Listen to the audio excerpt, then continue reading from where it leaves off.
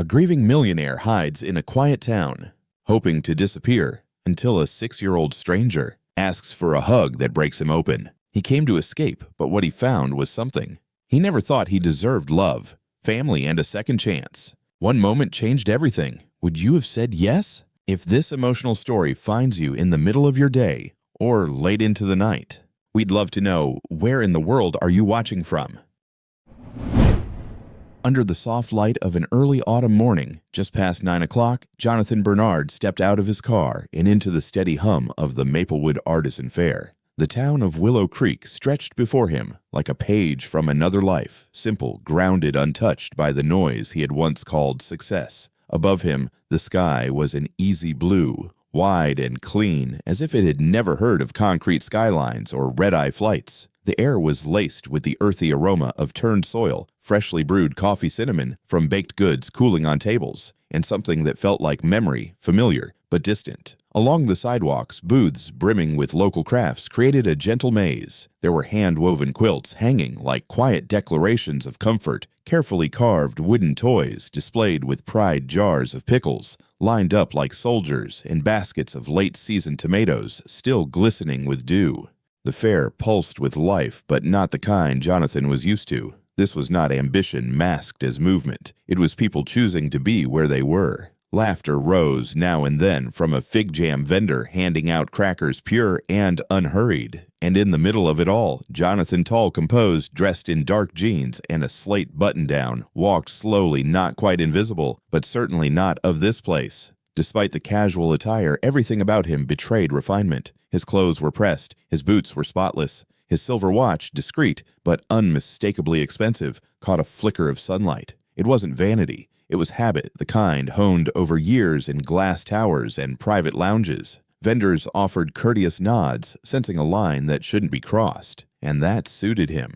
For nearly 12 months, he had been living in a home tucked high in the hills, a deliberate exile from the life that once devoured him. The world had called him a visionary, a genius, a billionaire by 29, and yet none of it stayed. None of it mattered after Claire. He walked past tables of beeswax candles and vintage postcards, pausing briefly at a booth that broke through his numbed routine. It stood modest but different. The journals drew his eyes, first hand-bound, their covers textured with soft fabrics and thick fibers stitched in a way that suggested intention. Tiny ceramic dishes glazed in soft green and dusky blue were arranged with care, and above them, watercolors swayed gently in the breeze. Sunflower's children playing a modest home beneath a heart-shaped cloud. Behind it all, a woman moved with quiet purpose. Her apron was worn, her brown curls pulled back by a faded ribbon. Her hands were nimble, rearranging items with practiced rhythm. But it was her eyes, deep, watchful, slightly tired, that held the weight of someone who had given more than she could spare, and still kept giving. Jonathan was about to pass when a small voice, startling in its clarity and closeness, interrupted his forward motion.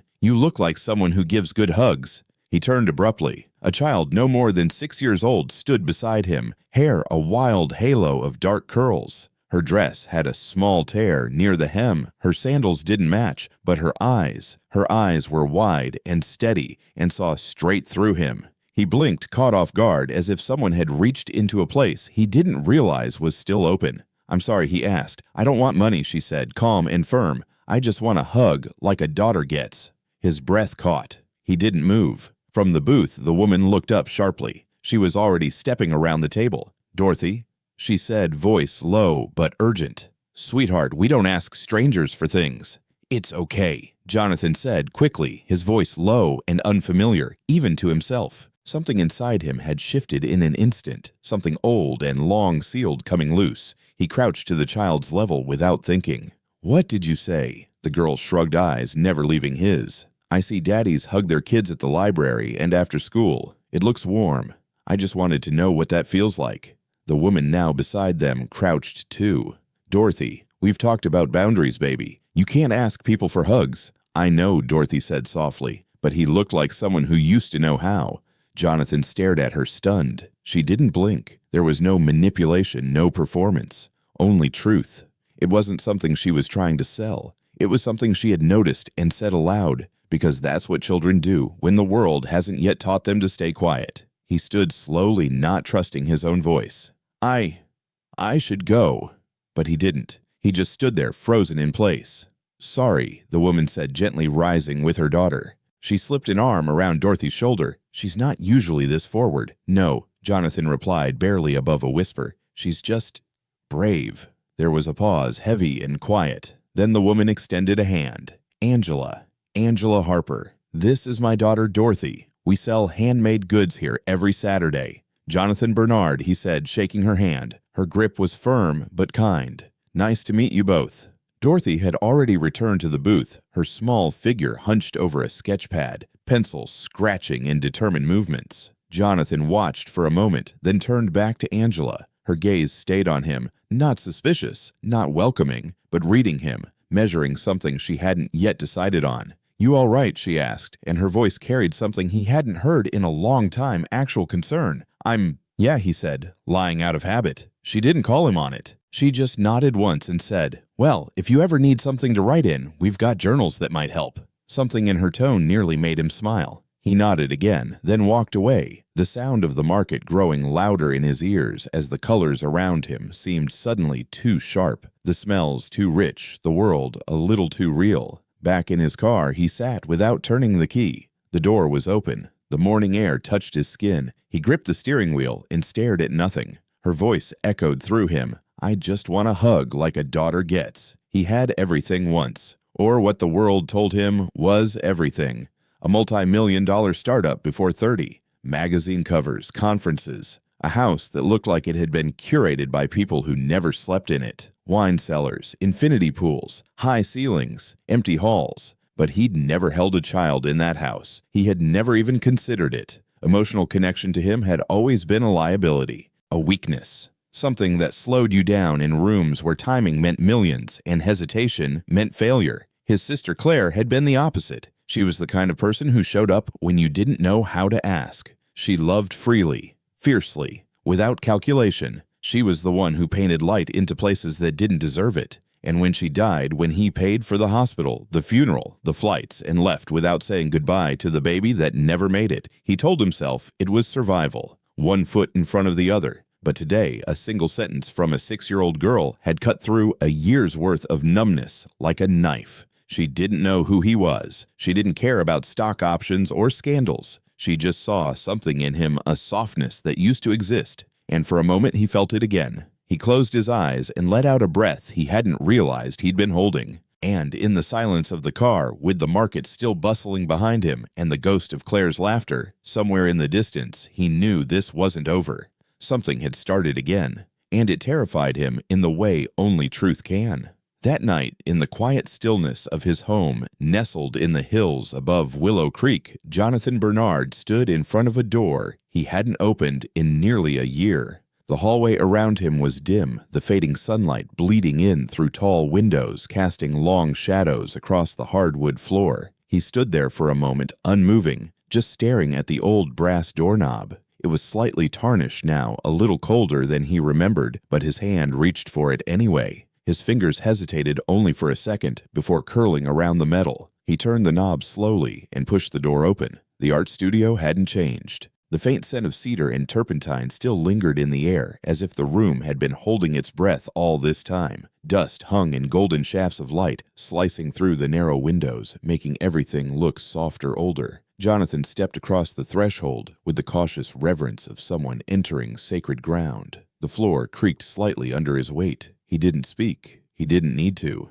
The silence was thick, but not empty. It was watchful, filled with memory. At the center of the room stood Claire's easel, untouched. A smear of dried lavender paint clung stubbornly to the bottom rung. On the side table, her brushes lay exactly as she had left them, bristles stiff, hardened with time. A chipped coffee mug sat on the windowsill, half filled with dried pigment water. He hadn't moved it since the morning she drove herself to the hospital, never to return. His eyes lingered there for a long beat before moving across the space. The walls were lined with fragments of her life, Unfinished canvases leaned against each other like quiet conversations left hanging mid-sentence, bluebirds taking flight, early sunrises breaking over empty fields, and a series of paintings she'd started about homes, quiet homes as she called them, places that told stories without needing words. She used to say she could tell how loved a house was by how the light hit it. At the time, Jonathan had dismissed it as one of her poetic musings. But now, as he stood in the soft hush of her studio, he thought he finally understood. He moved toward one painting in particular.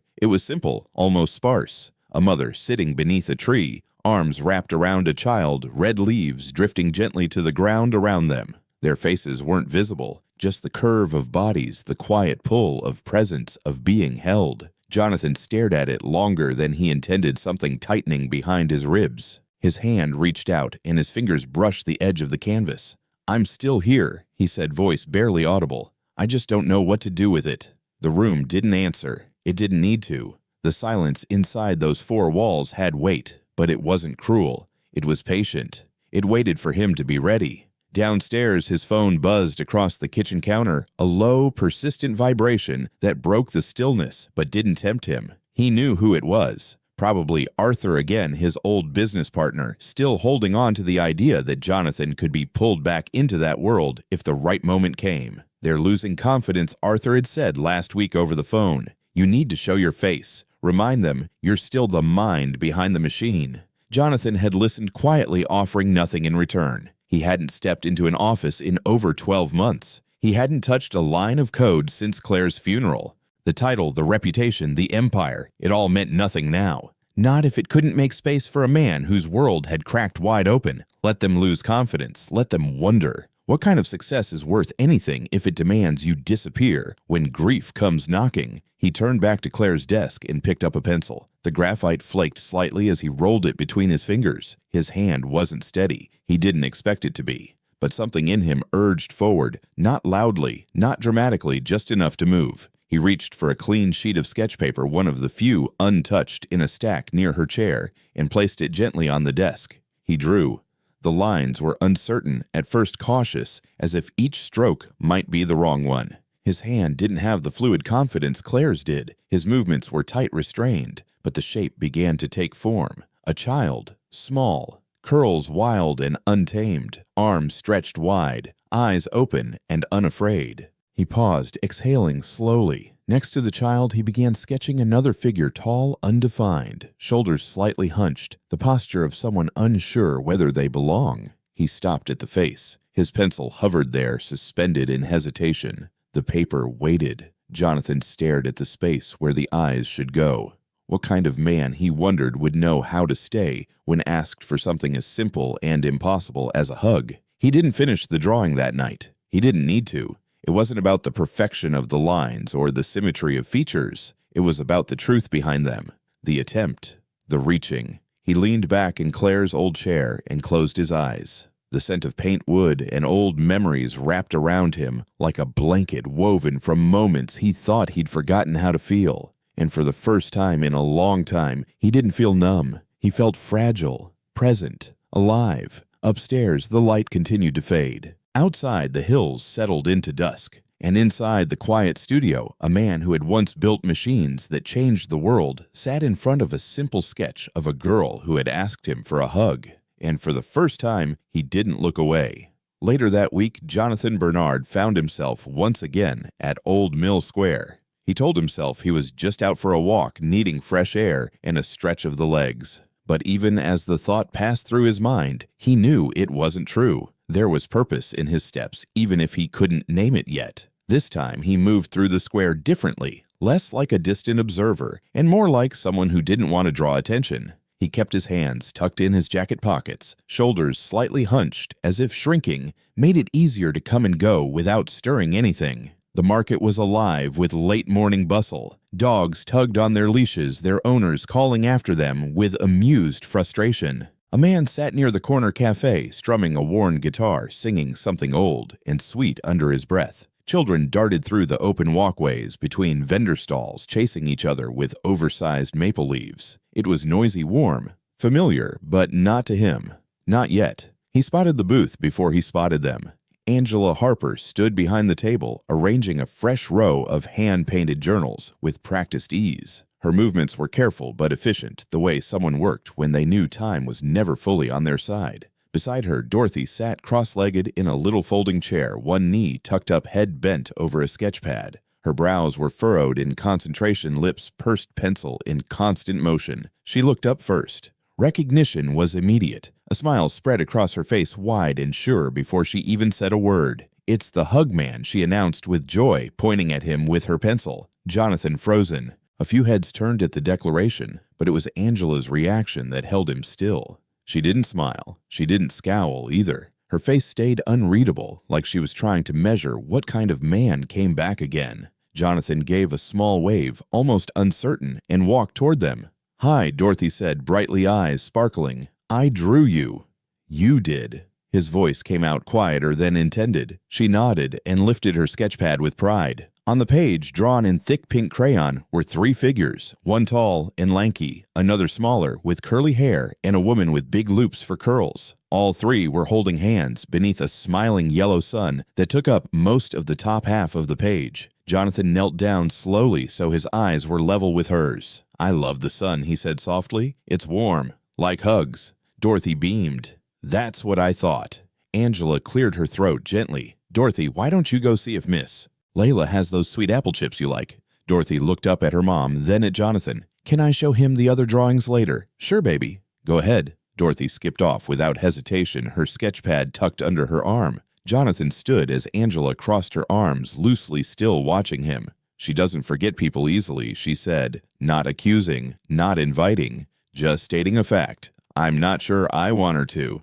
Jonathan replied honestly. Angela studied him for a long moment. "Most people who wear watches like yours don't come back here." Jonathan looked down at his wrist, then back up. "It was a gift. I haven't taken it off in years. Maybe I should." Her expression softened just slightly, barely enough to notice. "Did you come back for something?" she asked. "I don't know," he said truthfully. "Maybe to buy a journal." Angela turned and picked up a journal from the table, a sky blue one with faint flecks of gold leaf worked into the cover. "This one's sturdy, bound by hand. Pages won't bleed if you're using ink." He took it gently from her, his fingertips brushing the textured spine. "You made it every stitch." "It's beautiful," he said. "Thank you." The silence that followed wasn't awkward, just full. Angela didn't rush to speak. Neither did he. The moment held itself suspended. Finally, she broke it. "You seemed affected the other day." Jonathan glanced down at the journal, then met her eyes again. "She reminded me of someone." Angela's voice was quiet. "Your daughter. I don't have one." A flicker crossed her face. Was it caution or curiosity? She reached to adjust a ceramic tray on the corner of the table, an excuse to look away. "Well," she said, finally, "Dorothy has a way of getting into people's hearts before they know what's happening. She's got a gift." He nodded slowly. "And gifts like that don't need to be taken away." Angela nodded back. The message between them didn't need to be repeated. It was clear. She wasn't just protecting her child. She was protecting what they had managed to build a life with no promises from people who didn't plan on staying. Jonathan reached for his wallet. "I'll take the journal." She told him the price. He handed her a few bills, refused the change. As he turned to go, she spoke softly. "I'm not ungrateful. I just protect what's mine." Jonathan met her eyes. "I'd expect nothing less." He walked away with the journal pressed to his side, unsure why his chest felt tighter than before. Back in his car, he sat in the driver's seat with the door still open. He opened the journal to the first blank page. He ran his fingers over the thick paper for a moment, then picked up a pen and wrote, "Sometimes love shows up in places we don't expect and makes us wish we were better men." Outside, the sun inched higher in the sky. Behind him, a little girl with pink crayons was likely still drawing pictures of a life that hadn't happened yet, but maybe, just maybe, it still could. Angela hadn't planned to stay at the market that late, but the orders had come in all at once. 3 custom ceramic mugs, 2 new journals, a batch of lavender-dipped bookmarks for the upcoming festival. And she still hadn't even started the earrings Layla Smith had been pestering her about for weeks. The early evening had cooled, a steady signal that autumn was finally claiming the town. Angela rubbed the back of her neck while kneeling to organize a crate of stitched pouches beneath the table. Just beside the booth, Dorothy sat cross-legged on a faded quilt, coloring in silence, humming now and then, without even realizing it. Angela glanced at her every few minutes. It was a habit she couldn't shake. Not since the day she brought her daughter home alone from the hospital. I brought sandwiches. The voice made her jump not from fear, but from the warmth in its tone. She stood quickly and looked up. Layla Smith stood at the edge of the stall, her silver curls slipping loose from a colorful scarf tied with more style than structure. "I thought you'd be halfway home by now," Angela said, wiping her hands on a towel tucked in her apron. Layla gave a knowing smile. "And I thought you'd stop pretending you're not half-starved on Fridays." She handed Angela a brown paper bag. "Turkey and cheddar, no tomato, just the way you like it." Angela couldn't help smiling. "Thank you." Layla didn't leave. She leaned casually against the corner post, eyes following the crowd. "That man came back," she said. Angela stilled fingers tightening slightly on the sandwich bag. Layla didn't press. Tall, she continued. Clean-shaven, sharp jaw, sad eyes. "His name's Jonathan." Angela said, her voice calm, maybe too calm. "He asked about the journals." Layla raised an eyebrow. "And what did you tell him?" Angela shrugged. "That they don't write themselves." The quiet that followed wasn't strained, but it carried meaning. "You think he's trouble?" Layla asked. Angela didn't answer right away. She picked up a ceramic bowl and began gently polishing the glaze. "I think he's trying," she said finally. "Trying what?" "To figure out if he belongs here." Layla made a soft sound in her throat, thoughtful, but unsurprised. "Men like him don't just stumble into places like this." Angela met her eyes. "He doesn't feel like someone trying to buy something." "No," Layla said. "He feels like someone trying to come back from something." Angela looked down. "Dorothy adores him." She admitted. "She drew a picture of the three of us yesterday." Layla didn't say anything for a beat. Then in a tone both gentle and firm, she said, "That child has a way of seeing what others can't." They looked over together. Dorothy had fallen asleep on the quilt crayon still in her hand, a soft exhale parting her lips. Angela's heart squeezed as it always did when she saw her daughter completely at peace. Layla placed a hand on Angela's arm. "You know I love you." Angela nodded silently. "Then you know I say this with care." Layla continued. "Sometimes you build your walls so high, you forget you're the one trapped behind them." Angela felt a knot tighten in her throat. "He's not this, isn't," she began, then stopped. "I'm not saying you owe him anything," Layla said gently. "But maybe let the man stand on the porch before you assume he's here to knock the whole house down." Here is the rewritten version in natural, emotionally grounded American English prose, tailored for a YouTube voiceover aimed at emotionally aware Western audiences aged 50 to 70. That night, Angela Harper stayed at the kitchen table long after Dorothy had gone to bed. The apartment above the bookstore groaned every time the wind shifted outside. It wasn't much, 2 bedrooms, a narrow galley kitchen, and an old porcelain sink that whined every time she turned the faucet. But it was home. It was where Dorothy had taken her first steps, where Angela once wept quietly in the dark after turning down a well-paying job because the cost of daycare would have wiped it all out. She sat tracing the rim of her teacup with one finger. Steam still curled into the air. Her thoughts drifted uninvited back to Jonathan Bernard, how still he'd been, how he didn't fill silence with charm or small talk. He hadn't worn his pain like armor. There was something in the way he looked at Dorothy, not pity, not performance. It was recognition. Her phone buzzed beside her. A message from Steve. "How's your day? Still need help with the kiln tomorrow." A faint smile touched her lips. "Yeah, 9 a.m. Bring coffee or I'm sending you back." She stared at the screen, then typed another line. "And maybe help me move the glazes." Thinking of trying something softer. More warmth. The next morning came with a crisp breeze and the smell of damp leaves clinging to everything. Steve showed up wearing a sweatshirt at least 3 sizes too big and carrying a cardboard tray with 2 lattes and a muffin squashed into the corner. "I brought peace offerings," he said, setting the tray on the counter. Angela smiled without looking up. Bribery accepted. They slipped into an easy rhythm, sorting shelves, checking the kiln, brushing off dusty brushes and jars. It wasn't until they took a break that Steve spoke up. "You've been different this week." She glanced over. "Different how?" "Not bad, different. Just quiet. Like your head somewhere else. You keep spacing out." Angela unwrapped the muffin slowly. "You ever meet someone and feel like they remember something you forgot?" He blinked, like déjà vu. She shook her head. "Not quite. More like they see a version of you used to be, or maybe one you still want to be." Steve took a slow sip of his coffee. "You're talking about the guy Dorothy hugged." Angela let out a short breath of laughter. That's what she calls him. I saw him the other day, Steve said. Quiet type, real still. He leaned back in the folding chair. Do you trust him? Angela hesitated. I don't.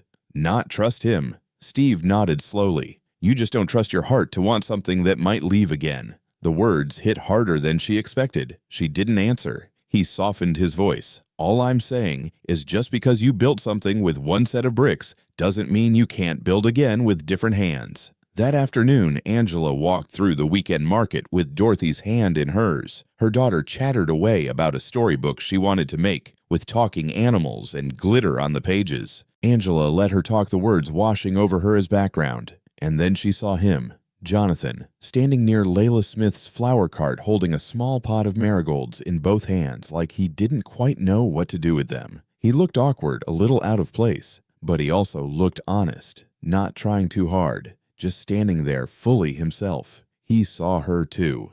Their eyes locked, not in greeting, not in hesitation, just seeing each other. Dorothy tugged on her hand. Can we say hi? Angela didn't answer right away. Then she nodded. Just for a minute. They walked over. Jonathan straightened when they got close. Hi, he said, offering a small smile. Didn't realize marigolds required this much decision-making. Angela glanced at the plant. They're tougher than they look. Seems appropriate, he said quietly. Dorothy had already wandered to the cart, eyes lighting up. That one looks like sunshine, she said, pointing to the brightest bloom. Jonathan bent down. Then maybe it's meant for you. He handed it to her gently, and she cradled it like something precious. Angela watched them. Her guard was still up, but her heart, for the first time in a long while, leaned forward. Just a little. Saturday morning arrived early. Jonathan stood at the market well before the crowd. He held a coffee cup and waited near a booth still half draped in a blue tarp. Vendors shuffled by, setting up jars of jam and baskets of fruit, their voices rising with the sun. He hadn't planned to come this early. He just hadn't been able to sleep. The image of Dorothy holding the marigold had stayed with him all night. He wandered, trying not to look like he was searching. But he was. Angela's booth wasn't fully set up yet. He saw the folding table, a stack of crates, and a wooden sign swinging slightly in the breeze. Harper and Daughter. He stared at it longer than he meant to. The name tugged at something in him. Then came the sound of small feet. Dorothy came skipping up the path, a folded cloth in one hand and a tiny rolling suitcase in the other. She wore a yellow sweater that hung off her shoulders and had a single braid over one side. You came early, she said, grinning. He smiled. Couldn't sleep.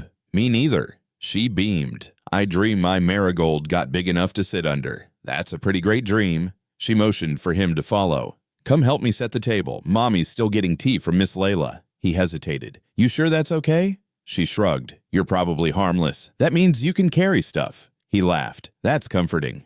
They unpacked the bag together, handmade journals, bowls of beads, fresh bookmarks pressed with petals. Dorothy handed him a cloth. We clean the table before the pretty stuff goes on. Always. He followed her lead, wiping down the surface in careful circles. It surprised him how easily comfort settled in when no one tried to force it. He was just stacking the journals when Angela appeared. She froze for a second, taking in the scene. Jonathan crouched beside her daughter, gently wiping down the table like he'd done it before. Her eyes narrowed. Not cold, just careful. You volunteering now? She asked. Jonathan stood. I was told I'm probably harmless. She shook her head, suppressing a smile. Remind me to thank Layla for that glowing endorsement. He reached into a bag. I brought you something. Cinnamon bread. Still warm. Her eyebrow lifted, but she took it. Thanks. You're welcome.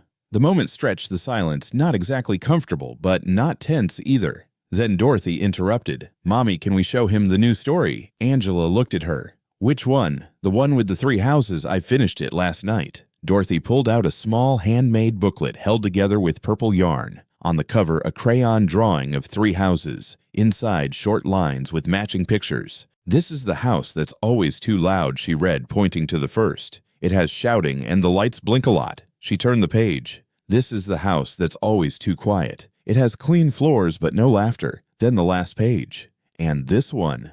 This is the house where hugs live. It smells like cinnamon and drawing markers. She looked up serious. Which one do you think will live in someday? Angela's breath caught. Jonathan didn't look away. I hope it's that last one, he said gently. It will be, Dorothy said, maybe even with a porch swing. Angela laughed to cover the sting in her eyes. All right, storyteller, let's get this booth open. Dorothy skipped off to arrange the bookmarks. Jonathan watched her go, then looked back at Angela. She's got something rare. She always has, Angela said softly, even when I had nothing to give her. She had that. A pause stretched out. Something unspoken hung between them. I wasn't always this, Angela said, gesturing to the booth. I used to teach full-time. Art classes, big classrooms. I thought I'd be illustrating children's books by now. What changed Dorothy, she said without hesitation. She came early. I came home. It wasn't a decision. It was just change. Jonathan nodded. Change doesn't ask. No, she said, but it tells you what matters. A gust of wind lifted the edge of the tablecloth. They both reached for it. Their hands brushed. She pulled away. He didn't push. The market grew louder as the morning stretched. Music from a nearby booth, the smell of roasted nuts in the air, people talking and laughing. Later, when things had slowed down, Layla walked over with 2 cups of tea. Thought you could use this, she told Angela. Then she looked at Jonathan. And you probably need something stronger, but this'll do.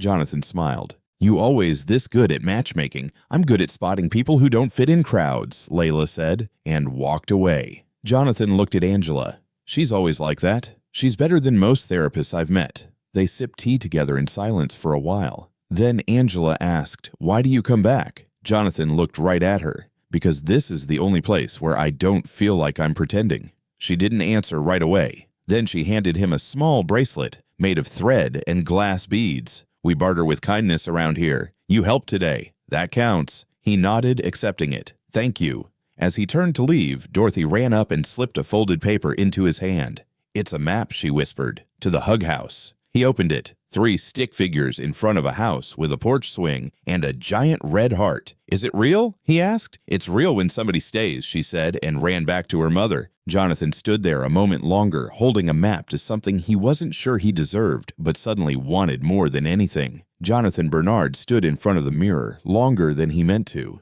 It was just a Sunday lunch, nothing fancy, an easy, unplanned gathering behind the market. Someone had set up a grill, others brought folding chairs and paper plates. No formality, no pressure. Still, he'd changed his shirt 3 times. He finally settled on a soft, deep gray pullover, simple, not too polished, not trying to say anything. Over it, he pulled on a denim jacket, noticed the fray at the cuffs for the first time. That small imperfection felt right. Let them see he was just a man. Let them see he didn't have it all together. The drive into town was short. The trees lining the road had started shifting into fall flashes of red, orange, yellow scattered through the green. Willow Creek always knew how to ease into change. Jonathan wished he could say the same about himself. He parked a block away and walked the rest hands tucked into his pockets, scanning quietly for the alley space Layla had mentioned. The air carried the sounds of life, distant laughter, something sizzling on a burner, a baby crying a few stalls over.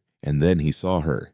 Angela Harper stood at a folding table, lifting her hair into a loose bun. The shoulder of her sweater had slipped down, revealing a thin strap, and just beneath it a small tattoo he hadn't seen before, 2 birds mid-flight, inked in a way that felt almost weightless. Dorothy sat nearby, legs swinging, as she picked through a bowl of strawberries, giggling at something Layla had said. Jonathan stopped just for a second and let the moment land. This wasn't his world, not really. But something in it settled into his chest, warm and heavy like memory. Hey, Dorothy spotted him first. She waved a strawberry through the air like a tiny flag. You made it. He smiled, walking toward them. Wouldn't miss it. Angela turned surprised, but not in a way that made him regret showing up. You found us. Layla left breadcrumbs. Layla raised her cup. The secret's always in the lemonade. There were no formal introductions, no stiff silence. Just room, a quiet, unspoken welcome that didn't need explaining. Jonathan sat next to Angela while plates were passed around, grilled flatbreads, sliced peaches, some kind of chilled bean salad. People told stories about broken printers, nosy neighbors, school projects, and which store had the best vinegar. It was ordinary, and it was beautiful. He watched Angela talk to a vendor about clay orders, her hands moving with intention, her brow creasing just slightly when she concentrated. She wasn't trying to prove anything. That made her unforgettable. You're quiet, she said, catching him watching, just observing. Careful, she warned. You hang around too long, we'll make you help clean up. He smiled. I'm not afraid of dirty dishes. She looked at him a moment longer than necessary. Some people are afraid of small things. They just call it something else. He didn't have a reply. Not yet. Before he could search for one, Layla's voice rose over the low chatter. "All right, folks, I've got a question," she called out. "What's the one thing you didn't know you needed?" Until you had it, Dorothy leaned into Angela, whispering something. Jonathan caught enough to understand. "Can I answer?" Angela nodded. Dorothy stood wobbling a little on the bench. A hug that stays. For a moment, no one spoke. It wasn't silence out of discomfort, it was reverence. Like the words had landed in everyone's chest at once and needed a breath to settle. Layla finally smiled. Hard to top that one kid. Soft laughter followed, and the conversation moved forward, but Angela's hand now rested on the edge of the table, fingers lightly touching the surface. She wasn't reaching for anything, but she wasn't pulling back either. After lunch, people started packing up. Chairs folded, plates stacked. The light had shifted. Sunlight filtered through the alley, trees, and patches, making the whole space feel like something already remembered. Angela folded a blanket, looking over at him.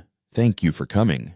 I wasn't sure if I should. Why not? Didn't want to disrupt anything." She paused, eyes steady. "You didn't. You just added something." There was that moment again, soft, uncertain, but open.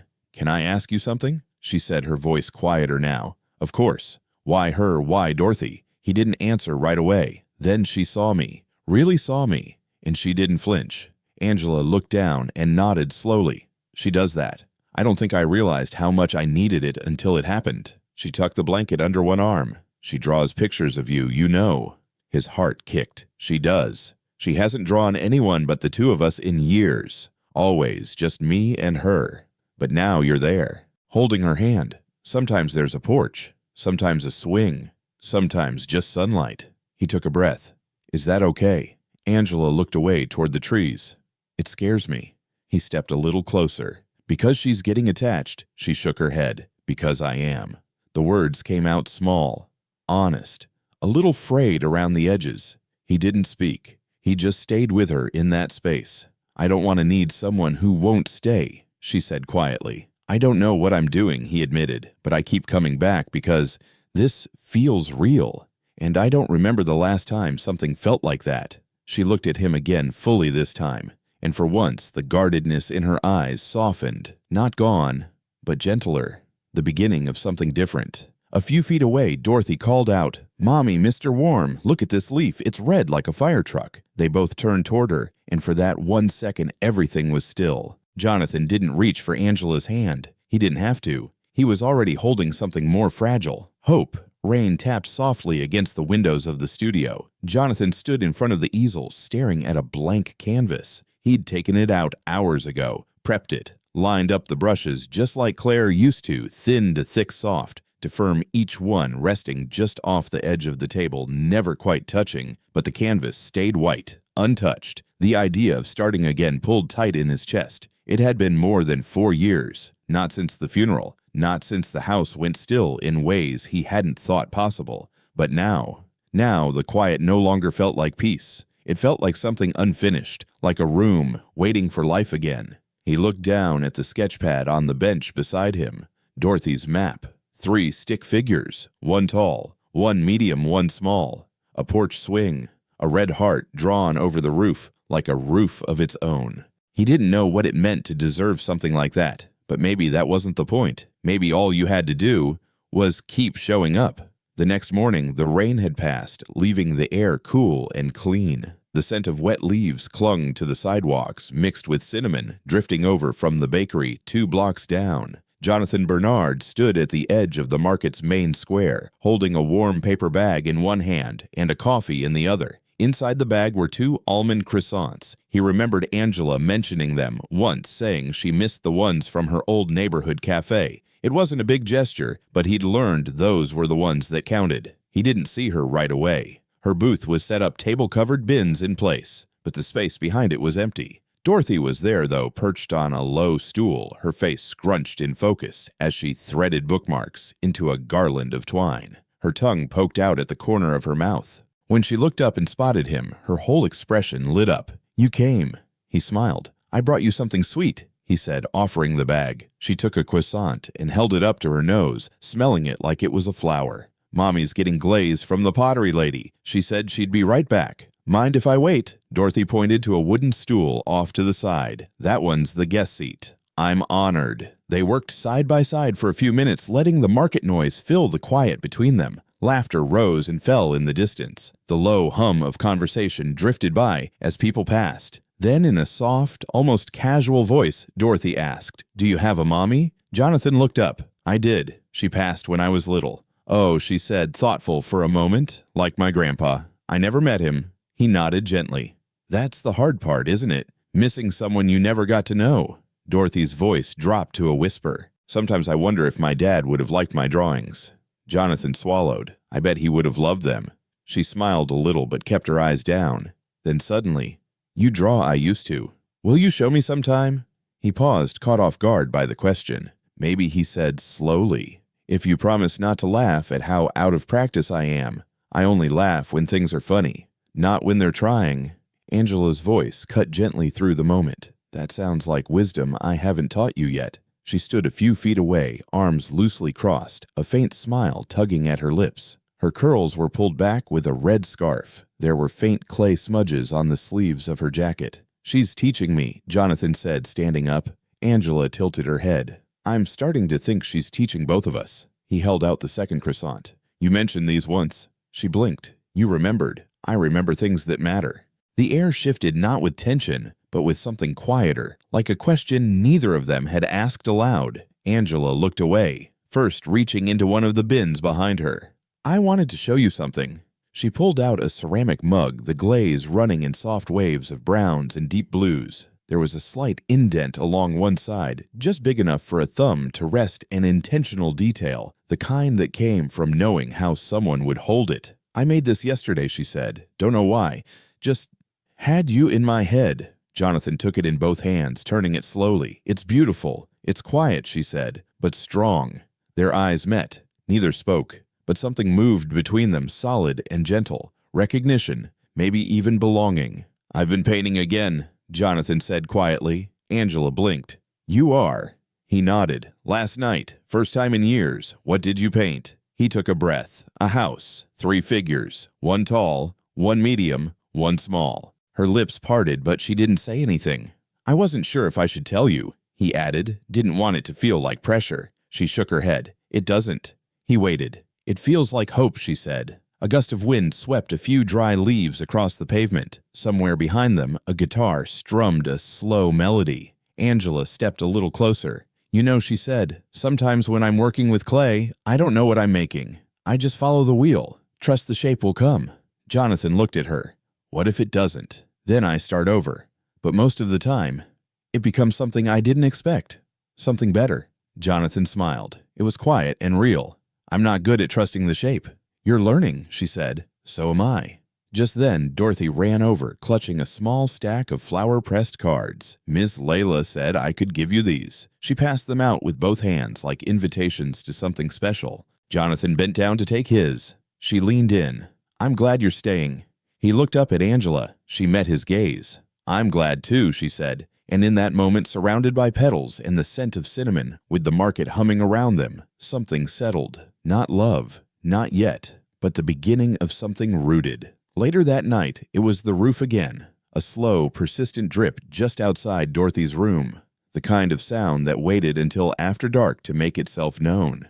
Angela stood barefoot on a stool, pressing a folded towel against the ceiling. Rain tapped steadily against the windows, and wind pushed at the edges of the house. Thunder rolled faintly in the distance. She exhaled and climbed down, already feeling the towel soak through. It would hold a few hours, but not all night. The flashing needed proper repair. She'd patched it twice, but the skies over Willow Creek never made anything temporary last long. Mommy Dorothy's voice was small. "I'm here, baby." Angela walked into the room, brushing wet strands of hair off her forehead, just checking the drip. Dorothy sat up sleepy-eyed, clinging to her stuffed frog. "It's loud tonight." Angela climbed into bed beside her and pulled the blanket up. Just the clouds doing a little dancing. Dorothy yawned. Are they happy or sad? Angela paused. Maybe both. A flash of lightning filled the ceiling with light for a second. Then a low, steady rumble followed. Dorothy reached for her mother's hand and found it waiting. "You're safe," Angela whispered. "I promise." Then came a knock. Not loud, not rushed. Just there. Angela hesitated. She kissed Dorothy's forehead, slipped off the bed, and padded to the front door. When she opened it, Jonathan stood in the rain soaked through, holding a black toolbox in one hand and a rolled tarp in the other.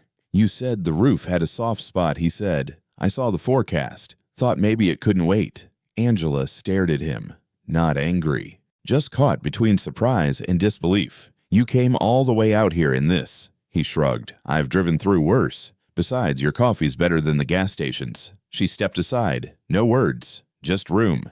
And when he walked inside, the house felt less worn somehow, less alone. "I'll check the attic," he said, already moving down the hallway like he remembered it. "That's where it started last time, right?" "Yeah, left side above the linen closet." Dorothy peeked out of her room, half asleep, but smiling. Mr. Warm Jonathan glanced back. "Hey, superstar, you fixing our roof? I'm giving it a polite talking to." She giggled and ducked back under her blanket. Up in the attic crawl space, he worked without talking. Angela stood below, watching the flashlight flicker through the cracks in the boards, dust swirling in the beam. "I should have fixed this weeks ago," she said softly. "You've been fixing everything else. That's not the same as failing." He didn't reply. After a while, he climbed down. His shirt was damp with sweat and rain. "It's not perfect," he said, "but it'll hold." Angela nodded. "Thank you." He leaned back against the wall, catching his breath. "I never liked storms growing up. Why too many unknowns? You never knew what was worse, the thunder or the silence after." Angela tilted her head. "Silence doesn't sound so bad." "It is," he said, "when it means no one's coming." She met his eyes. Something flickered familiar and deep. "You okay?" she asked. "I don't know."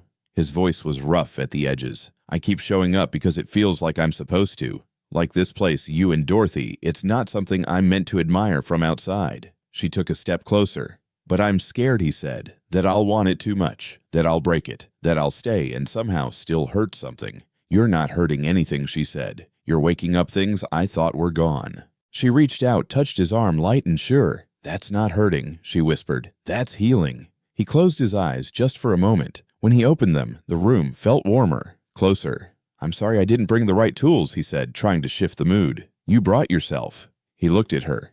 "You should stay," she said. "Not forever. Just tonight. Until the storm passes." He nodded. "Okay." Later, they sat at the kitchen table. The kettle hissed quietly on the stove. Rain tapped steady on the glass. Angela handed him a mug. Their fingers brushed. "You always show up when it matters most," she said. He didn't answer. He didn't need to, because in that small kitchen with stormlight flickering across chipped countertops, they both understood something important. Sometimes love doesn't arrive with a grand gesture. Sometimes it just knocks in the rain. By morning, the storm had passed. The world outside looked rinsed clean air, heavy with the scent of wet earth and pine, the kind of quiet that follows a long night of rain. Sunlight filtered through the kitchen window in soft streaks painting gold across the countertop.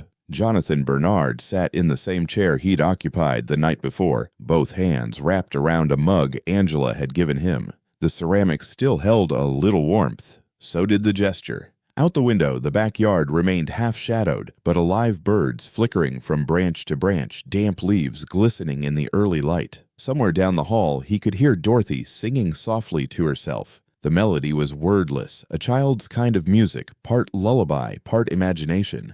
Angela moved through the kitchen without ceremony. Her feet were bare. Her hair was still loose from sleep. There was nothing put on, no performance in her presence, just quiet ease. She wasn't dressing the morning in effort. She just existed inside it. And maybe that was what made it feel so real. "You sleep okay?" she asked, glancing over her shoulder as she poured coffee into her own mug. Jonathan nodded. "Better than I thought I would. Dorothy wanted to let you sleep in," she said, a slight grin on her lips. "She said she didn't want to startle the hug out of you too early." He laughed under his breath. "That kid's a walking poem." "She is." Angela slid a plate toward him. Toast, scrambled eggs, a few slices of strawberry arranged into a heart. He stared at it a second, a small smile slowly forming. "She do this?" Angela nodded, her voice gentle. "Every Saturday, breakfast has to have a shape. She says it helps the food remember you." He shook his head, smiling for real now. "Then I better do my part and remember the food too." They ate quietly, a kind of silence that felt comfortable, not empty, just full of things not needing to be said. Then Angela spoke. "Do you miss your old life?" Jonathan set his fork down, took a breath. "Sometimes, but not the way people probably think." "How do you mean I don't miss the boardrooms or the conferences? Not the speeches, the photo ops, or the little name plaques with titles?" He leaned back, gaze turning toward the window again. "I miss who I thought I was becoming, the man I was trying to be before everything got tangled up in ego and speed." Angela stayed quiet. "I built something that looked big," he said, "but somewhere in it I forgot how to build something good." She looked at him, eyes steady. "And now," he added, "I think I'm starting to remember, but it feels like learning how to breathe a whole different way." Angela looked down at her coffee. Her fingers tapped once on the rim of the cup. "I know that feeling," she said. "I used to believe my worth came from what I could produce, how many students I could reach, how much art I could sell, what I could show the world." She paused, voice softer now. "Then Dorothy came, and she showed me that love doesn't care about output. It cares if you show up. Every single day." Jonathan watched her closely. "Some days," she continued, "I still wonder if I'm enough, if being present is really all she needs." "You are," he said without even thinking. "You are so much more than enough." The words landed not as praise, but as truth. Angela exhaled slowly, like something inside her loosened. A knock came at the door, light, familiar. Angela opened it to find Layla Smith standing there holding a bundle of herbs in one hand and wearing that skeptical, knowing look she did so well. "Well, well," she said, peeking past Angela. "Looks like you survived the thunder." Jonathan stood, rubbing the back of his neck. "I stayed in case the roof didn't." Layla handed Angela the herbs. "For the leak. Lavender and mint. That way it'll smell like you meant for it to rain." Angela laughed, placing the bundle in a glass jar near the sink. "Thank you." Layla didn't leave right away. She gave them both a look. Not judgmental, just perceptive. "You two are walking a tightrope." Angela raised an eyebrow. "Layla, I'm just saying," Layla said, pulling a small tin of cookies from her coat pocket. "Someone's gonna have to trust the net soon. Otherwise, you'll keep wobbling." And with that, she turned and left her coat brushing the door frame like punctuation on a sentence they hadn't finished reading. Later that afternoon, Jonathan stood back in his studio. The canvas from earlier in the week was still on the easel. He hadn't touched it since sketching the house, just the outline, just the shape. Today he added color. Soft yellow for the porch light, a pale green for the grass, a faint stretch of sky almost blue. Each stroke was careful, deliberate, like he was letting the image build itself as much as painting it. And when he stepped back, something had changed. Not just the image, but the way it felt. There was warmth in it now. That evening, his phone rang. The number wasn't familiar. He picked up. "Hello." The voice on the other end was clipped professional. "Mr. Bernard, this is Valerie Hayes with the Willow Creek Children's Art Foundation. Angela Harper listed you as a secondary contact for Dorothy's application." He blinked. "I'm sorry, she listed me as what I'm calling to confirm Dorothy's placement in our fall mentorship program. Her drawings were submitted during the vendor showcase last week. Our committee noticed her work." Jonathan sat down. "That's incredible. She listed you under support system." "Just confirming that's accurate." He didn't speak for a second. Then quietly, but firmly, "Yes, yes it is." After he hung up, he sat in the silence for a long while. Support system. The words echoed inside him. A quiet kind of heartbeat. That night there was no storm, no emergency. Still, Jonathan knocked on Angela's door again, this time holding a printout of the foundation's email and a small canvas in his other hand. Angela opened the door. Before she could speak, he held both items up. She got in. Angela stared. "What, the mentorship program? Dorothy?" They saw her work. "And she's in, Angela. She's really in." Her hand came to her mouth, eyes instantly brimming. He handed her the canvas. The same house as before. But now there is a porch swing, a little girl on it, a soft glow from the porch light. "I wanted you to see what I see," he said, before I ever figured out how to say it. Angela looked at him, then down at the canvas, then back again. She reached out slowly and pulled him into a hug, no hesitation, no holding back. It wasn't about romance, it was something deeper. This time he didn't feel like someone invited in from the cold. He felt like someone who had come home. The morning after Dorothy's acceptance felt like the kind of celebration no one had planned, but everyone had somehow shown up for anyway. At the market, vendors dropped by Angela's booth one by one, each carrying something small but thoughtful. A basket of scented erasers from the stationery stand, a hand-sewn apron with tiny paintbrushes embroidered along the hem, a watercolor postcard edged in gold with the words "Little Artist" written in delicate script across the top. Beneath it, just 4 words for Dorothy: "Keep making magic." Dorothy beamed at every gift like it was priceless, clutching them to her chest before darting off again, unable to contain her joy for more than a few seconds at a time. She bounced in and out from behind the booth, too full of excitement to sit still. Her cheeks were flushed pink, her smile wide and constant. Angela tried to keep the booth running, taking payments, answering questions, organizing supplies, but her focus was scattered. Something had shifted inside her, something bright, something warm.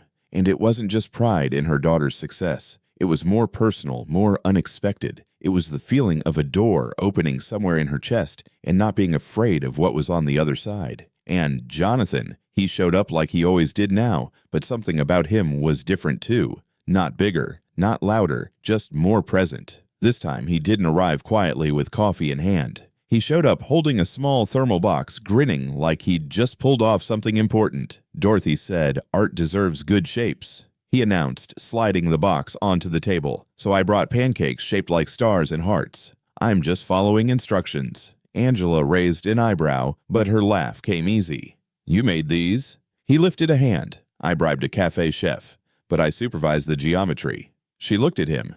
Really looked. "You're good at this." "At pancakes," he teased. "No, at this."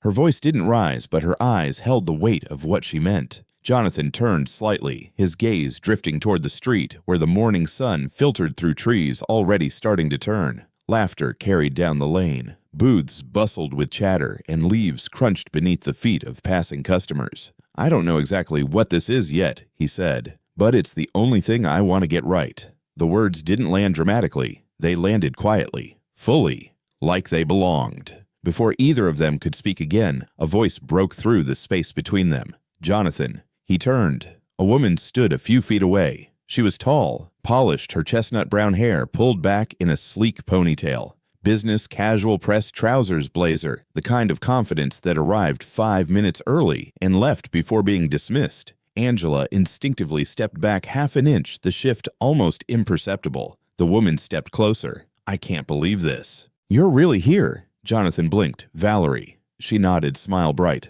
"Wow. It's been, 2 years, 3. He straightened, slightly polite but guarded. "Closer to 4, probably." Valerie looked around the market. "I thought you'd moved to Europe. You were heading some think tank in Oslo last I heard. I came back. Needed space. Found it here." She laughed, not cruelly, but with a kind of distance. "I always pictured you in a Manhattan townhouse, or at least a cottage on the coast. I figured I'd try somewhere people still wave to each other." Valerie's eyes flicked toward Angela, then back to Jonathan. "Old friend," she asked, lightly gesturing. Before he could answer, Angela extended her hand. Angela Harper, Dorothy's mom. Valerie's expression shifted, nothing overt, but something changed in her eyes. Not rude exactly, just a note of subtle dismissal masked under a courteous smile. "Ah, got it." Angela didn't flinch. She didn't shrink. But her smile dimmed slightly, her back straightened. Valerie turned back to Jonathan. "I'm in town for a pediatric conference. Thought I'd stop by the market before the last panel. Can't believe I ran into you." "Small world," Jonathan said, his voice more careful now. "Well, it was great seeing you." She reached out, touched his arm briefly, casually, like she'd done it 100 times before. "If you're ever back in the city, let's grab coffee." Jonathan didn't offer anything back. He just nodded. And then she was gone, fading into the crowd like someone who had shown up in a dream and left before you could ask why. Angela didn't say a word. Jonathan turned toward her, opened his mouth to explain, but the words scattered before they formed. "That was unexpected," he said. Angela's voice was calm, but cool. "Friend we dated," he said, "a lifetime ago." Angela started rearranging her journals. "Didn't know people from your world ever found their way to this one." "She didn't," he said. "That was just coincidence. Nothing more." There was a pause. Not angry, just off. Dorothy came skipping back from Layla's stall, arms full of tangerines. Look, Miss Layla gave me extras 'cause I'm famous now. She didn't notice the shift. She didn't need to. Children know when air has changed. As the day wound down, the market slowly emptied. Booths packed up. Laughter faded into the distance. The sun lowered, casting a warm amber across the square. Angela folded tablecloths methodically, her movements slow, deliberate. Jonathan helped without saying much. When the final crate was in the car, she turned to him. "I don't know what you were to her," she said, voice steady, "and honestly, I don't need to." He waited. "But I do need to know that whatever this is, whatever we're building, it's not just a rest stop between your old life and wherever you think you're going next." She paused, eyes steady on his. "I can't be someone's quiet place while they figure out where they really want to be." Her words didn't carry anger. They carried weight, truth, history. "I'm not leaving," Jonathan said. Angela nodded once. "I've heard people say that before. I'm not them." She didn't smile. Her voice was quieter now. "Then stay. Really stay. Not just when it's easy. Not just when it's kind." With that, she opened the driver's side door. Dorothy waved from the back seat, grinning, completely unaware of the thread now stretched between the two adults outside the car. Jonathan stood in the fading light, watching them pull away. He wasn't alone because someone had walked away. He was alone because something had been asked of him. And for the first time in a long time, he wasn't thinking about how to protect himself. He was thinking about how to show up. And maybe that was the first real difference between who he'd been and who he was starting to become. The gallery was quiet. It always was at this hour, just before the last light of the day crept across the front windows, warming the hardwood floors and casting a soft glow over the paintings that made them shimmer like something alive. Jonathan Bernard stood near the entrance, hands tucked into his pockets, waiting. Angela was running late. She'd said she would meet him after dropping Dorothy off at Layla's for the afternoon. It hadn't been a formal invitation, just a quiet ask, a nudge. He had something he wanted to share with her, and somehow, this space, this quiet, had felt right for it. He let out a slow breath and looked down the main hallway, where canvases stretched in an even line, his work newly framed, newly finished. The wall now held a full collection, all of them recent. Each one born in the still moments of early morning or the reflective hush of evenings spent walking away from Angela's front porch, carrying more than just the weight of his own thoughts. At the center hung the painting of the house with the porch swing and the soft light above the door. But just to the right of it was something newer, something more personal. It was a portrait of Dorothy. It wasn't flawless. Her curls had come out too big, her hands not quite symmetrical, but the eyes held. The eyes carried something true. Wide, wondering, full of belief that hadn't been erased by experience, hope that stayed even when it had every reason not to. The door opened behind him. Angela stepped inside, brushing strands of hair from her face, her cheeks flushed from the cold. "Sorry," she said, catching her breath. Traffic backed up near the bridge. "No rush." He offered a soft smile. "Thanks for coming." She glanced around the gallery. "I haven't been here since the fundraiser last fall. It feels different now." He gave her a moment, then tilted his head toward the hallway. She followed his gaze. As her eyes moved down the line of canvases mountains, a quiet trail through trees, a silhouette of a man holding a child's hand, she stopped at the portrait. Her lips parted, but no words came. "I wasn't going to hang that one," Jonathan said quietly, but it felt dishonest to keep it hidden. Angela took a few steps closer. She didn't touch the frame. Her eyes were locked on the image. "That's her," she whispered. "That's really her. I see her," he said, "in every brushstroke." She turned toward him slowly. Her voice when it came was steady, but searching. "Why are you showing me this now?" "Because you need to know something." She waited. "I meant what I said at the market. I'm not leaving. But I also know words aren't enough anymore. You've lived through too much to believe in good intentions just because they're spoken with kindness." He stepped toward her, measured and unhurried. "I painted these because they're what I see when I close my eyes now. Not cities, not boardrooms, not airports or headlines." He stopped just short of her. "I see you. I see her. I see a life I didn't know I was allowed to want." Angela stood still, her hands at her sides, fingers curled tight. Her throat moved as she swallowed hard. "And then she showed me I was," he said, his voice quieter now. "Dorothy." With that hug, her eyes welled. She didn't look away. "I've built companies worth more than I care to admit," he continued, "but none of it taught me how to be present. That part you and she are teaching me." He looked down for a moment, then back up. I know Valerie's visit stirred up something. I don't blame you for pulling back, but I don't want to be another echo of someone who almost meant it. I want to be here, even when it's hard, especially then. A tear slipped down Angela's cheek. She didn't wipe it away. You paint her like she's sacred, she said softly. She is. She looked back at the portrait, then back at him. And me, Jonathan's voice cracked. You're the reason I remembered how to feel. The silence that followed wasn't awkward. It was gentle. It held space. Finally, Angela spoke. She drew something this morning. Jonathan's brow lifted slightly. Yeah, she said it's her favorite one yet. Angela reached into her coat and unfolded a sheet of paper. She handed it to him carefully. 3 figures, 1 tall, 1 medium, 1 small. They stood beneath a tree, and above their heads the word family floated in bright, playful letters. In the corner, a small red heart. Inside it, one word, staying. Jonathan stared at it. His chest tightened. He tried to speak, but couldn't. She asked me if we were going to keep you, Angela said, watching his face. Like you were a stray we were hoping no one would come back for. He let out a shaky breath, part laugh, part something deeper. And what did you say? Angela reached for his hand. Her grip was warm. Sure, I told her. If he stays, we don't need anyone else to come. Jonathan's breath caught. For a moment, neither of them moved. The weight of the moment was too honest to rush past. Then she leaned in. No fanfare, no hesitation, just a kiss. Soft, real, right there in the gallery between paintings and quiet light and the drawing she had tucked inside his hand. When they pulled back, neither of them said anything. They didn't need to.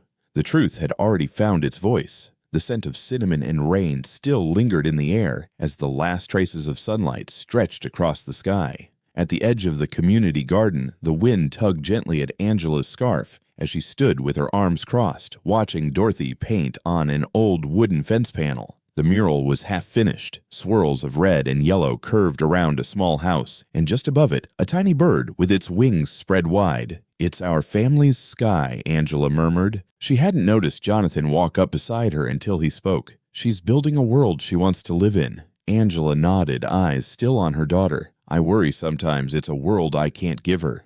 There was a pause between them. Not tense, just careful. Jonathan turned to her. Where's that coming from? Angela took a breath. Her teacher called me today.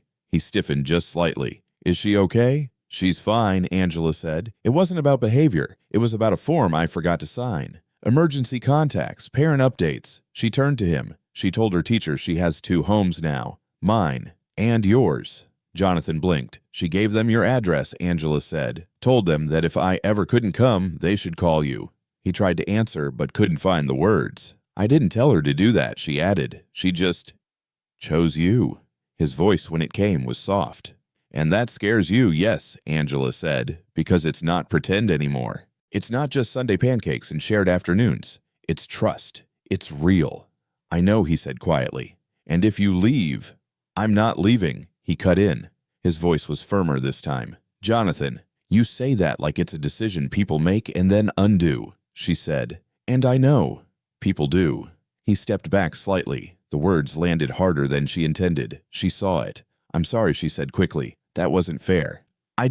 This is the point where things usually fall apart, where people pull away. His voice broke. It is too much. That's what makes it matter. He looked toward the garden again. Dorothy was painting now with both hands, brush strokes wild and joyful. There's something I haven't told you, he said about Claire. Angela didn't press, but she stayed. We tried for years, he began. Fertility treatments. Hope. More hope. Then loss. Over and over. And when we stopped trying, we stopped talking. I dove into work. She dove into painting. We stopped seeing each other. His voice dropped to almost a whisper. The day she died, we'd barely spoken in weeks. I was overseas giving a keynote in Berlin. She went out for a walk. Just a walk. He paused.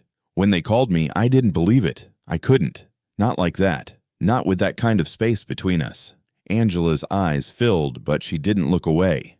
I've spent every day since wondering how much of that distance was mine to carry, and whether I could ever be someone who stayed close enough to matter, close enough to not miss it. Without thinking, she reached for his hand. He took it. I don't want to miss anything anymore, he said. Not laughter, not art on a fence, not the people who make me feel like I belong.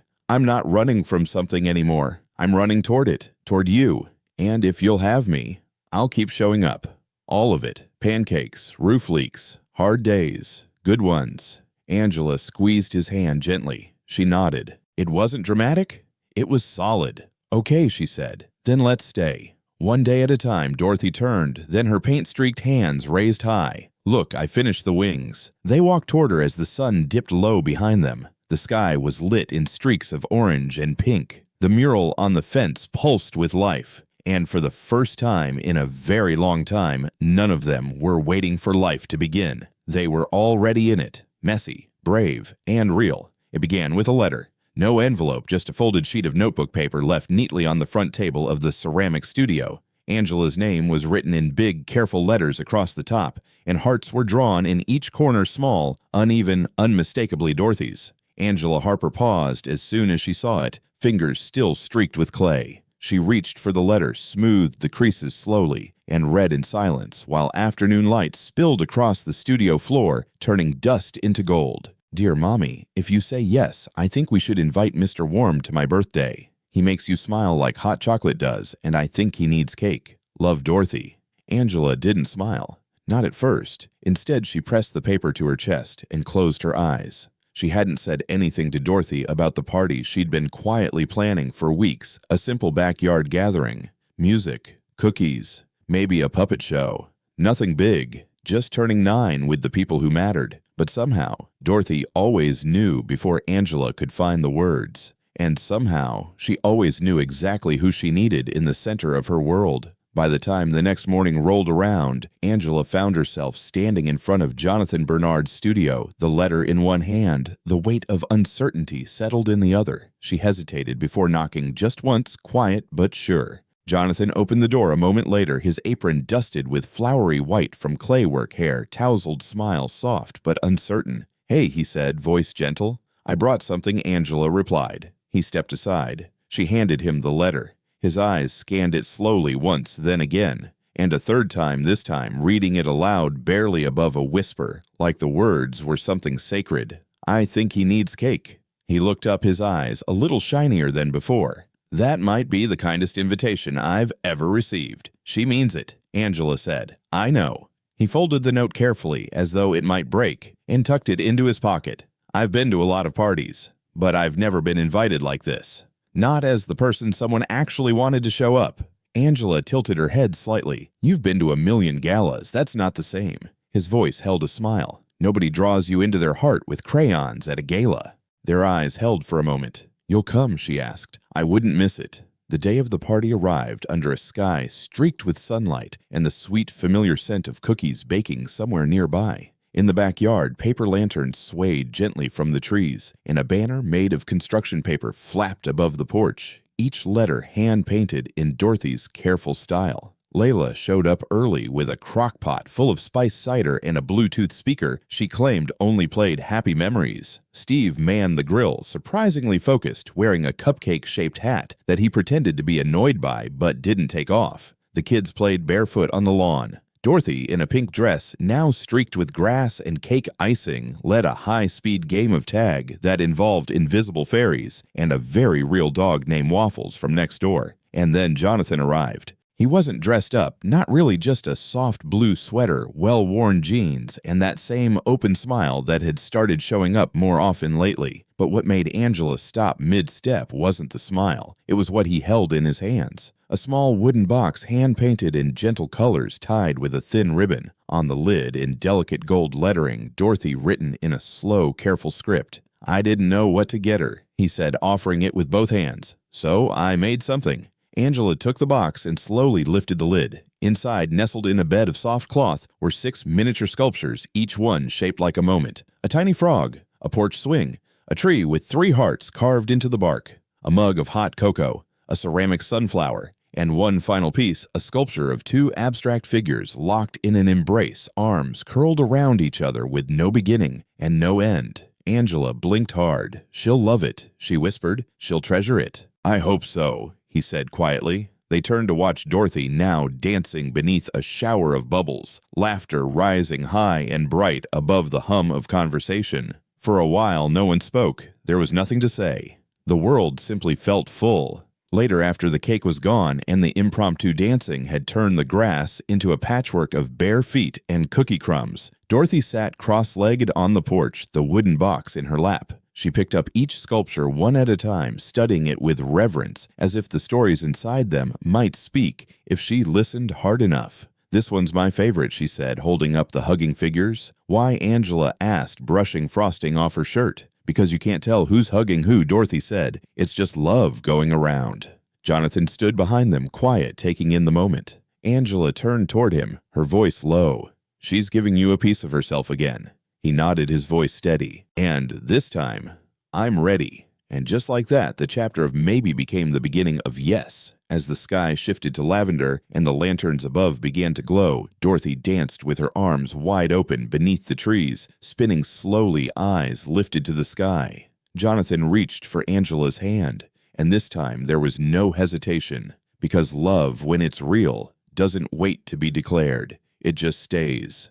The first frost touched Willow Creek like a quiet secret. Angela stood on the front porch wrapped in a sweater, both hands cradling a mug of chamomile tea. Her breath curled into the cold morning air, visible and slow. Across the street, the last vendor tent was being packed away, folded down until spring. Somewhere down the block, someone played guitar, out a cracked window, gentle chords rising above the quiet. Inside the house glowed with the warmth of lamplight. Dorothy sat at the kitchen table, coloring with total focus, humming to herself. Jonathan's voice drifted in from the hallway, low and amused. "I think these laces may require a degree in advanced puzzle theory," he said. Dorothy giggled. "They're secure. That's how you know they're good." Angela smiled to herself and took a sip of tea. This was their rhythm now. Mornings like this, shared meals, art supplies on every surface, grocery lists written in 3 different handwriting styles stuck to the fridge. It felt settled. It felt earned. But even peace, no matter how real, casts a shadow, and they could both feel it. Later that afternoon, while Dorothy was helping Layla set up her winter-themed display, Angela found herself standing in the doorway of Jonathan's studio. The space smelled like clay and old coffee, and Jonathan was seated at the work table flipping through a stack of unopened mail. His shoulders were relaxed, but his fingers tapped absently against the edge of a letter. Angela noticed it before he did. Heavy paper. A logo printed in the corner, Whitaker Foundation, New York. He picked it up, frowned slightly, and then set it down like it might bite. "What is it?" she asked, her voice quiet but curious. He didn't look at her right away. "They want me to keynote the annual summit," he said. His voice was flat, almost careful. "Apparently someone nominated me as a transformative legacy innovator." Angela raised her eyebrows. "That sounds impressive." "It's not," he said, his expression tight. "You don't want to go. It's not about wanting," he replied. "It's about what it means if I say yes." She waited. He sighed, ran a hand through his hair, and leaned back in the chair. "I'd be walking back into the world I left, shaking hands with the same people who watched me burn out and called it brilliance. I'd be stepping back onto that stage, into that skyline, into that version of myself." Angela crossed her arms gently. "Then don't go." "It's not that simple," he said. "I spent 10 years building that life, and now they want to dust it off, parade it around like I never left." She looked at him, studied him. "What do you want?" He looked at her, then really looked. "I want mornings like this. Paint on my hands, Dorothy's drawings on the fridge. You hear?" Angela let out a slow breath. "Then go." He turned to her surprised. "But only if you come back," she added. "Not just to Willow Creek, to us. Because if you go to prove something to them and forget what you already proved to yourself here, then it wasn't closure. It was a rewind." He looked down at the envelope again. "I don't want to lose this." She reached out and touched his arm gently. "You won't. Not unless you forget why you built it in the first place." The moment held there, fragile, honest, real. That night, Jonathan stood out on the back deck under a wide-open sky full of stars. The invitation sat unopened beside him. Inside the house, Dorothy was asleep, clutching the tiny clay hedgehog he'd made for her earlier that week. Angela was curled on the couch, wrapped in a blanket, her novel half read and resting on her lap. Jonathan looked at the envelope one last time. He didn't tear it up. He didn't send in an RSVP. He simply walked back into the studio and set it on the shelf next to the very first sketch he'd drawn when he arrived in Willow Creek, the little house with the porch light glowing. Beneath it, he scribbled a note on a scrap of paper. "I already have what I was searching for. I just had to stop looking everywhere else." When he returned inside, Angela looked up from her spot on the couch. "Did you decide?" she asked. He nodded. "I'm exactly where I need to be." He reached for her hand, and she didn't hesitate. Outside, the wind softened, and inside, for just a moment, everything felt whole. Thank you truly for staying with us until the very end of this story. It means more than words can say. If something in today's journey stirred something in you, if it reminded you of love, healing, or second chances, then this story has done its job. These aren't just stories, they're pieces of real life, of emotional stories that echo through quiet hearts and quiet moments. We'd love to know, where in the world are you listening from? What part of this story stayed with you? Please feel free to share in the comments. We read every one. And if this story touched you, if it felt like something worth keeping close, we'd be so grateful if you'd like subscribe and stay with us for what's next. This channel exists because of your support and your compassion. Whether you're here for the millionaire stories, the audio stories, the real stories, or just something that reminds you you're not alone, thank you. Until the next story, take care of your heart. We'll see you soon. Join us to share meaningful stories by hitting the like and subscribe buttons. Don't forget to turn on the notification bell to start your day with profound lessons and heartfelt empathy.